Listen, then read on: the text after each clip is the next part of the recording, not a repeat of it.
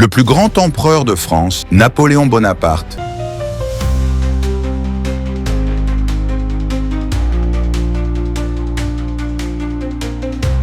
dès son enfance, il se distinguait par son intelligence et son ambition. À l'âge de 9 ans, il est envoyé en France pour étudier à l'école militaire, où il se révèle être un élève brillant. Au début de la Révolution française, Napoléon, alors jeune officier, sa carrière militaire décolle et il est rapidement promu général. En 1789, Napoléon réalise un coup d'État, prenant le contrôle du gouvernement français. Il devient premier consul et commence à réformer le pays. En 1804, il se couronne lui-même empereur des Français, marquant le début de l'Empire. Napoléon mène de nombreuses campagnes militaires à travers l'Europe, remportant des victoires éclatantes, notamment à Austerlitz en 1805. Son empire s'étend alors de l'Espagne à la Russie et il impose le Code civil, qui modernise le système juridique français. Cependant, tout ne se passe pas comme prévu. En 1812, il lance une invasion de la Russie, mais la campagne se termine en désastre. La grande armée est décimée par le froid et les tactiques de retraite des Russes. En 1814, après une série de défaites, il abdique et est exilé sur l'île d'Elbe. En mars 1815, Napoléon s'échappe de l'île d'Elbe et reprend le pouvoir pour une courte période connue sous le nom des 100 jours. Mais son règne prend fin après sa défaite à Waterloo en juin 1815 face à une coalition européenne.